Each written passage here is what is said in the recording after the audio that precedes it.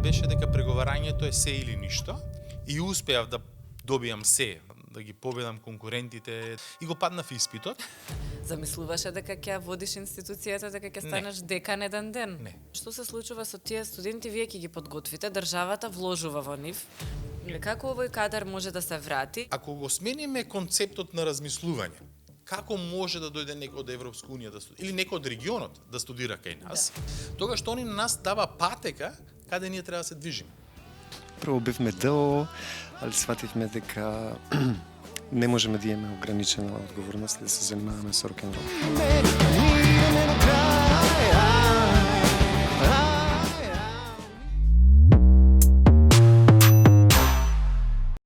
Здраво, дечки! Што го врти светот? Ова прашање ќе му го поставиме и на деканот на економскиот факултет, кој постојано се труди да создаде образование според најновите светски текови. Понатаму, ќе зборуваме и за еден малку чуден паркинг за телескопи, ќе зборуваме за најновата наградена литература за деца, која што можете да си ја прочитате самите на себе или на вашите деца, а ќе спомнеме и за тоа дали е подобро да се патува со авион или пак со воз, или можеби со новата Санта Фе.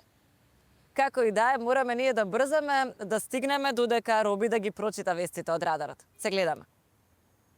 Секоја година во месец ноември, милиони мажи ширум светот пуштаат мустаки со цел да се подигне свеста за машкото здравје. Целта е да се охрабрат мажите да одат на редовни прегледи. Ако јас можев да пуштам мустаки, и вие, човечките мажи, можете да се грижите повеќе за своето здравје. Информирајте се на време, изборувајте отворено. Професоре Санта, што го врти светот? Студентите кои креираат вредност, прават нови работи, именуваат, воведуваат нови технологии, нови модели, нови пракси, студентите. Што беше нешто што ви беше најинтересно како студент во Холандија? Ако треба една работа да се, вака, прва што доаѓа на памет да се избере. Се качуваш на точак, возиш на кај факултет, сончево е, додека возиш почнува да врни дожд, престанува дождот, почнува да врне, да дува ветер, престанува да дува ветерот, возиш уште малку, доаѓа сонце, се сушиш и стигнуваш сув на факултет. Значи, во возење од 20-30 минути на точак, времето се менува 3 пати и после некој време престануваш да се грижиш како ќе биде времето, него само се качуваш и возиш точак. Зашто сите имаме најтежок предмет. Кој ти беше тебе најтежок предмет кога студираш? Најтежок предмет, не во однос на материјалот, на испитите или слично, него во сваќање на логиката на предметот и што значи да го совладаш материјалот, беше предметот преговарање. И мојата логика беше дека преговарањето е се или ништо. И успеав да добијам се на испит, да ги победам конкурентите, да земам се што беше планирано во задачата. И го паднав испитот. И кога праша успешно паѓање. И кога праша професорката зошто сум паднат на испитот, таа ми рече дека целта на предметот е да постигнеш win-win ситуација, односно да воспоставиш долгорочен бизнис однос, а тоа не можеш да го воспоставиш ако на првиот состанок, на првото преговарање го уништиш конкурентот. Да не беше економист, ќе беше? Земјоделец. Супер. И The Economist или Forbes? Forbes скоро да не го читам, Economist го читам, ама еве да речеме помеѓу Medium и Substack би рекол Medium. Што се случува сега на економскиот факултет? Стана декан и јас кога се запишав не беше демонстратор, веќе асистент бев. Асистент. Да. Како сега се смени факултетот меѓу тогаш и сега, што е ново? Притисокот е ист, конкуренцијата е иста, се зголемува, да речеме сега имаме многу поголеми можности за студентите. И нашата идеја е да во основа економски факултет стане сега е најконкурентен факултет во држава, кој што носи најголема вредност во државата за нашите студенти, него ние сега сакаме тоа да го направиме во регионална препознатливост и да овозможиме тоа што го велиме учењето да биде кај нас на економски факултет, да бидеме регионални лидери и да даваме придонес на глобални рамки. И за таа цел основа правиме промени низ факултетот, да возможиме факултетот да прерасне на место во кое што студентот ќе дојде ќе има предавања, студентот ќе дојде ќе има простори во кои што ќе може да работи на проекти и да комуницира со бизнис секторот и образовното искуство на самиот факултет да биде позитивно. Значи веќе да не збориме само за настава, за пракса или слично, него секупното образовно искуство да биде, јас што би рекол, тоа што се очекува од една врвна институција и сме на многу добар пат. Имаме комплетна поддршка од бизнес заедницата, колективот е целосно вклучен во ова, студентите веќе ги препознаа можностите. Да, тоа добро звучи Да. и мислам дека апсолутно е така и сигурно сум дека ќе оди во таа насока. Едно време економскиот факултет запишуваше, мислам дека барем јас кога бев најголем број на студенти. Како да се врати тоа златно време или дури и да не се врати, барем оние што има местото да си дојдат на економски, зашто потоа имаше тренд се одаше сите одеа на финки, па сега гледаме дека некако сваќаат дека и тоа не е начинот. Видите, ние секогаш сме биле во златно време. Да. Значи, чисто да, ние запишуваме, моментално ги пополнуваме квотите кои што ги имаме. Проблемот е повеќе демографски, затоа што вкупниот број на завршени средношколци се намалува. Ние секогаш сме запишувале помеѓу 5 и 7% од вкупните средношколци во државава. Ние запишуваме околу 700 студенти сега, но во времето кога ти студираш, например, завршува средно училиште околу помеѓу 20 и 25 илјади ученици. Сега средно училиште завршуваат помеѓу 10 и 13 илјади. И сега, кога ќе ги земеш тој сооднос, ние пак сме лидери во држава по запишан број на студенти. Да. Поголем број од другите некои технички факултети. Но враќајќи се на претходно, дека ние сакаме да креираме вредност, вредноста не подразбира само квантитет. Да, Вредноста апсолутно. подразбира и квалитет. И затоа у основа, ако се трудиме ние да ги максимизираме бројките на запишани студенти до БСС, тогаш тоа ќе ни се одрази на квалитетот. И Да. ние се обидуваме да го постигнеме тој баланс. Да имаме според квотите доволно места за секој што е заинтересиран да студира, да се запише на факултет кај нас, да му се овозможи тоа, ама од другата страна да генерираме предавања, активности, пракси, настани кои што ќе го покренат квалитетот на студентите. Затоа што на крајот работодавците бараат квалитет. Што е тоа, сакам да кажам, често знаат да кажат луѓето од пракса дека студентите доаѓаат повеќе или помалку спремни за реалниот сектор. Да. Што е потребно да има студентот за да биде подготвен за работа? Сега секогаш па го давам примерот, да кажеме, од мојот смер, каде што ние бевме, мислам дека 120 студенти, сите 120 дури во текот на студиите почнаа да работат, а не па потоа, затоа што имавме многу повеќе практични предмети. Но што се случува сега за целиот факултет ако правиме моабет? Да. Што е потребно за овие студенти да бидат подготвени да влезат на работните места и да движат економијата, бидејќи тие се Значи, видите, образовани граѓани? Тука имаме, да речеме, ја што кажувам, треба да сватиме која е целта на високото образование. Целта на високото образование е најпластично ќе ја додам, така? Ако ти имаш, ова е теорија, ова е пракса. Да. Така?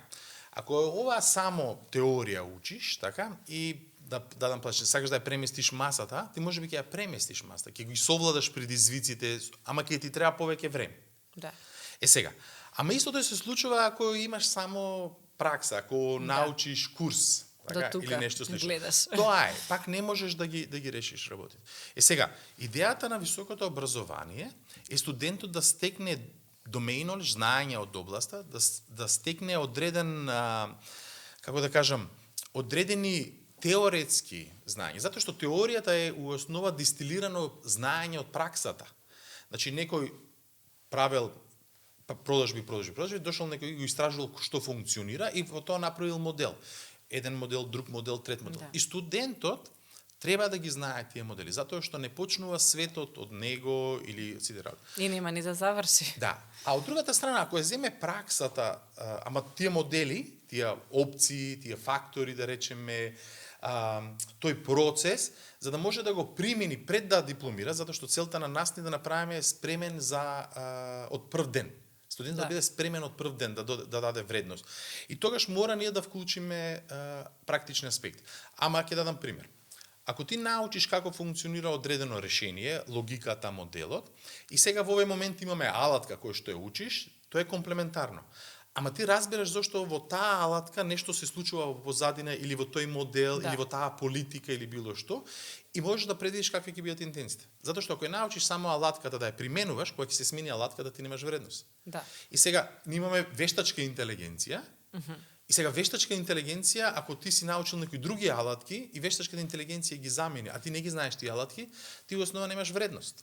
Така е. Ама ако имаш добар domain knowledge, така, од областа добро знаење, добро теоретско, ако си издржал 4 години и си дипломирал на факултет, што е многу важно. Што е многу важно, тоа ти покажува дека тоа лице кога ќе отиде во бизнисот, а бизнисот не функционира инстантно, немаш ти сега да почнеш, серија, ја мислиш година дена, ја реализираш година дена повторуваш и успехот доаѓа после одреден после некој третата, петата година. Сега, ние треба да демонстрираме на бизнис заедницата, видете, нашиот студент стекнува современо знаење, нашите професори се најдобри професори во државата, така?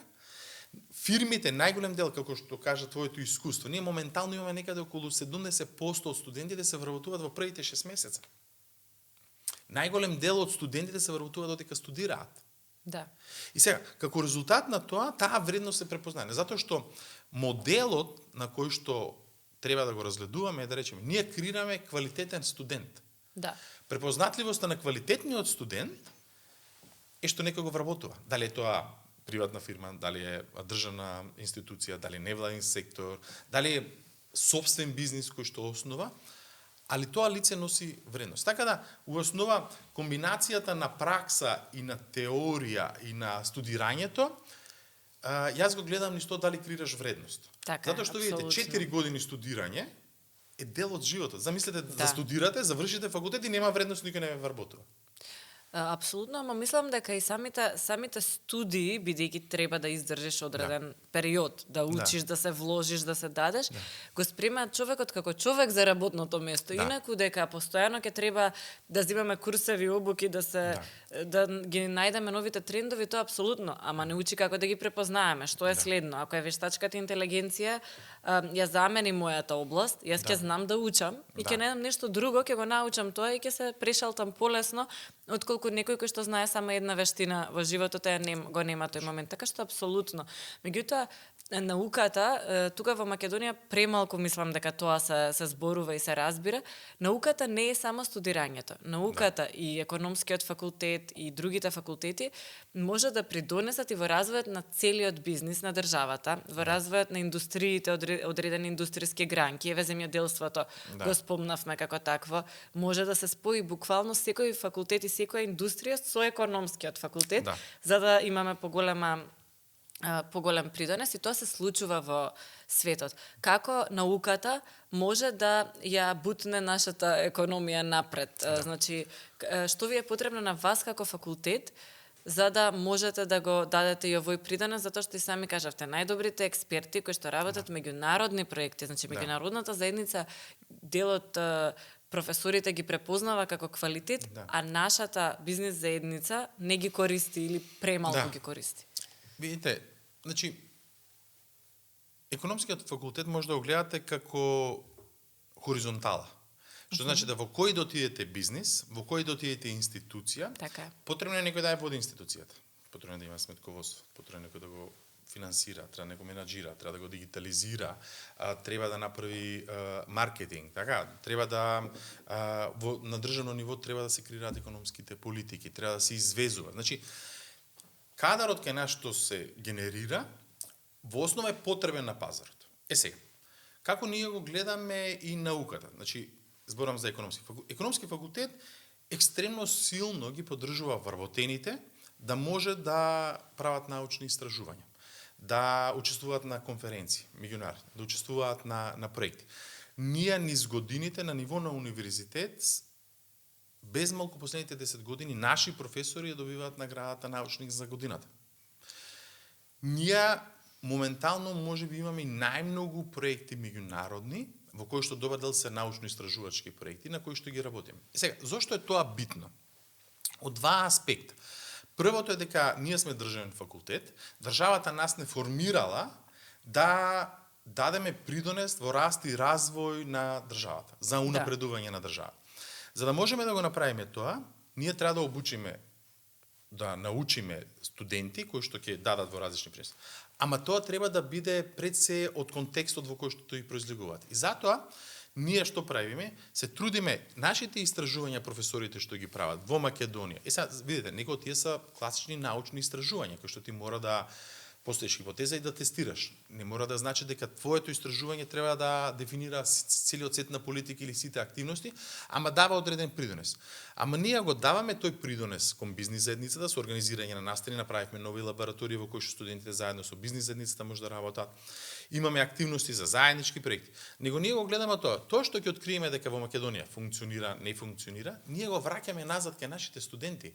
Да. Значи, научната работа ни го подобрува наставниот процес. И како резултат на тоа, студентите имаат контекстуализирано знаење кој што произлегува државата и споделуваме кейсови, информации од тоа што се случува во странство.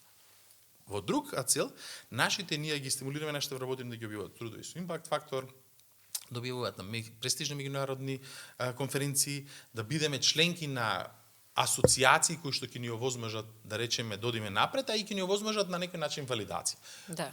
И на тој начин ние се обидуваме да го заокружиме процесот. Ние имаме наставно научен совет. Тоа значи дека секој вработен кај нас, дали е професор или соработник, има наставно научна активност и на крајот имаме стручно апликативна дејност или општествена одговорност. Кај што добар дел од нашите професори се вклучени во активности со кои што на општеството надвор од ова даваме придонес. Сакам да те прашам и што се случува со тие студенти, вие ќе ги подготвите, државата вложува во нив. Да, не вложува доволно, секогаш може повеќе и треба повеќе во наука да се вложува, но вложила во нив. И многу често ни одат во странство или одат на магистарски студии во странство, па ќе останат таму и така натаму. Како овој кадар може да се врати? Има интересен модел, ние во Словачка го гледавме, им гарантираат работно место 2 години. И вика, дури и после тие 2 години да си отиде во странство човекот, еве да не успееме да го задржиме, тој работел 2 години на позицијата за која што е образован, во таа институција донел знаење, тие околу него го виделе тоа што го научил, што значи барем сме вратиле дел од таа инвестиција да го образуваме студентот надвор. Тука кај нас се образуваат луѓето, ти си бил надвор, зошто се врати прво? Како одлучи дека Македонија за тебе е подобра, еве од Холандија, за да се вратиш назад? Може тоа после да одговорам моите причини, ама да дадам првин за моето мислење околу ова. Значи, јас верувам во слободно движење на пазарот, мобилноста на луѓето, секој човек сите да можат да одлучи каде сака да прои. И сега, врз основа на тоа, ако видите вие во самата Европска унија, или во Америка, ако сакате, имаме огромна мобилност од една држава во друга држава. Луѓето од Италија ќе оди во Германија, од Германија ќе оди во Финска, од Норвешка ќе оди доле во Шпанија или било што. И таа мобилност се одлучува. Сега, најчесто кога се дискутира за тоа, се збори низ призмата на brain drain. Значи, вика, луѓето од овде се заминуваат и одат на друго место, креираат вредности и може некош да се рече како ние да ги задржиме овде или како да ги спречиме да заминат, така. Па ќе речеме ќе ги обврзиме да работат 2 години или нешто слично. Може и да ги искористиме на друг начин, може. Да. Сега, мене идејата ми е зошто некој заминува. Најверојатно можеби подобри услови, можеби има област која што тука не е доволно разработена, сака се развие во таа област, може сака да стегне различно искуство, не се. Ама оди за да добие некоја си вредност. Јас секогаш ги кажам, значи оди да добие вредност. И сега замислете, ако ние ја смениме логиката, и ако ние речеме нема да збориме за brain drain, ние ќе збориме за brain gain. Да. Ако ние дојдеме во ситуација и речеме, ако некој од Македонија заминува во Европска унија, дајте да видиме што треба ние да направиме, за некој од Европска унија да дојде да студира како нас. Што треба, според тебе? Значи, еве да видиме, така? Да. Најверојатно треба да ги понудиме приближно истите искуства, образовни, наставно-научни, како што тој таа ќе ги стекне во таа земја. Сега. И нешто плюс. И нешто плюс. Некојаш дури некојаш не е ни нешто плюс. И тие сакаат да дојдат на различно искуство. Да. Културата може да дојде, така? Принципот да речеме непосредноста, тоа има плюсот, така. Некојаш може да биде пониските трошоци за живење, така? Сега, ние велиме, ако го смениме концептот на размислување и речеме како може да дојде некој од Европска унија да студира, или некој од регионот да студира кај нас, тогаш што они на нас дава патека каде ние треба да се движиме. Тоа значи дека ако имаме соработка со бизнис заедницата и таму студентот работи со бизнис заедницата во текот на студирањето, тоа треба да го примениме и кај нас. Ако там има лаборатории на кои што студентите може да работат, да направиме лаборатории кај нив. Ако таму се бара студентот сега да користи вештачка интелигенција, да овозможиме и кај нас да користи вештачка интелигенција. И на тој начин, кога само ќе го смислиме начинот на гледање на работите. Иначе пак се случува таа мобилност, пак некој од Македонија ќе замине во странство. Ама кога ќе го смениш на тоа и кога ќе стигнеш, јас да речеме 70% од условите што се нудат таму, 80%, тогаш причината за заминување е многу помала. Да. И ќе имаш и прилив некаков кој што ќе можеш да го... И приливот ќе ти доаѓа затоа што ќе препознае вредност тука. Многу ти благодарам, се надевам дека уживаше во разговорот. Уживам, баш ми е драго. Се надевам дека и ви уживавте. Да, и верувам дека многу луѓе ги запознавме малку повеќе со тоа што значи економскиот факултет, дури и оние кои што можеби нема да студираат, да знаат што се случува кај нас. Ти благодарам. Благодарам. Денеска во музичкото студио сме со едно друштво со неограничена одговорност. ДНО. Останете со нас и после кратките информации да идеме до крај. Ако последната книга што ја прочитавте е Зоки Поки, следната вест е само за вас. Оваа година беше востановена наградата Оливера Николова за најдобар необјавен роман за деца и млади. Наградата го носи името на една од најплодотворните и најчитани македонски авторки Оливера Николова. Дел од нејзините детски книги Зоки Поки, Тајната на жолтото куферче, Девојките на Марко се веројатно првата читачка љубов на многу деца и генерации. Со оваа награда се стимулира пишувањето за деца и млади и се зголемува понудата за оние кои сакаат да читаат. Првиот конкурс заврши, а наградата ја доби романот Джин Џуџе на Ермислав Азановски, кој наскоро ќе биде објавен и достапен за читање за сите деца и родители. Во меѓувреме е отворен и вториот конкурс, што ќе трае до 11 јануари 2026 година. Ако сте полнолетни, пишувате или имате желба да пишувате романи за деца и млади, можеби сега ви е шансата да го испратите својот ракопис. А доколку последното нешто што го прочитавте е Зоки Поки, никогаш не е доцна за една шок терапија на организмот со добра книга. Како изгледа еден паркинг во кој наместо автомобили паркирани се телескопи? 11 згради. Преку ден се покриени со огромни тенти, а ноќе се претвораат во аматерска обсерваторија за Вселената. Во Стенфорд обсерваторијата во Тексас, Америка. Може да изнајмите телескоп или да го поставите вашиот за месечна чланарина. Тоа е како да изнајмуваш паркинг место за својот телескоп. А цената започнува од $99 месечно за најмалиот телескоп. Телескопите може да ја следат истата област на небото повеќе ноќи поред.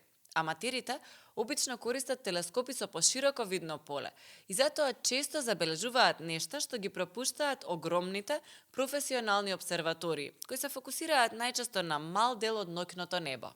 Дали возовите се новите авиони или авионите се новите возови?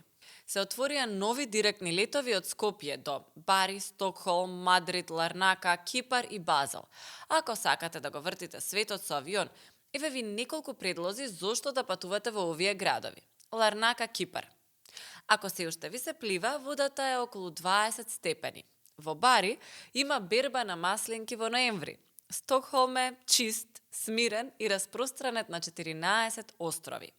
Во Мадрид одите ако сакате ноќен живот до зори. А во Базел, градот на швајцарско-германската француска граница, може да бирате помеѓу 40 музеи. Но ако го прашате Марк Смит, човекот на седиште број 61, возот сепак е единствениот вистински начин на патување. Тоа е основа веб страницата Sit61, www.skopje.com, која денес е своевидна Википедија на железнички патувања, со информации за рути, цени, совети за над 100 земји. Смит тврди дека возот нуди поопуштено искуство, слики, луѓе, ритам на патувањето што авионите едноставно го немаат. Одлична шанса за оние со аерофобија. Ако немате надеж дека ќе го излечите стравот од летање, возот ве чека на следната станица.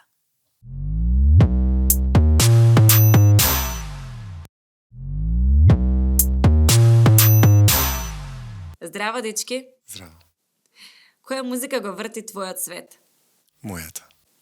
Веќе се разбравме за тоа, ја мислам дека. Кој е најлегендарен бенд на сите времиња? Ги има многу, али еве би ги извоил, што знам, Police, Sting, Radiohead. И дали ДНО или ДОО? Беше и тоа и тоа. Добра. Прво бевме ДОО, али свативме дека не можеме да имаме ограничена одговорност и да се занимаваме со рок-н-рол. И стана неограничена. Супер. Уживаме.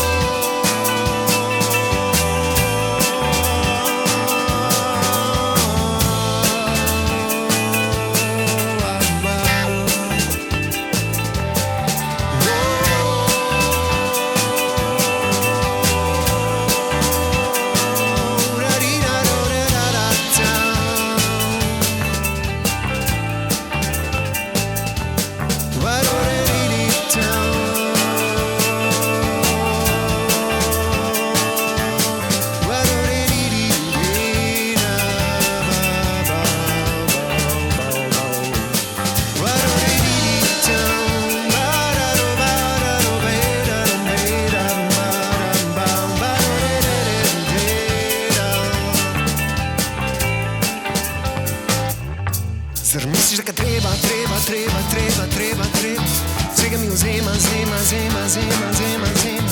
Има и нема, нема, нема, нема, нема, нема. Дремим, трема, трема, трема, трема, трема, трема. Вармо крева, крева, крева, крева, крева, крева. Тишина е врева, врева, врева, врева, врева, врева. Моментот сега, сега, сега, сега, сега, сега. Време да се бега, бега, бега, бега, бега, бега, бега, бега.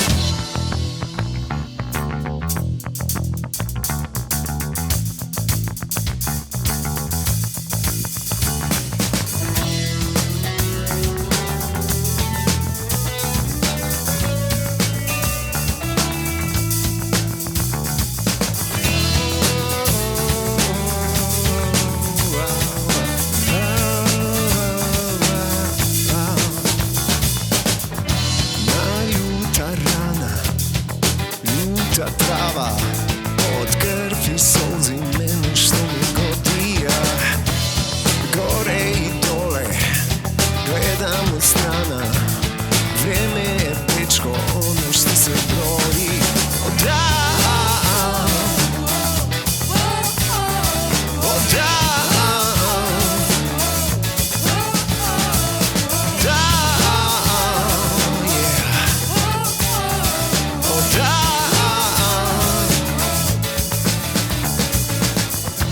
Možda slušam smešno, možda gledam grešno. Čovjek ne je to, a ono što me pravi ja. Ona trepejam, a ne dogrebam. Moje dušo, ono što se broji.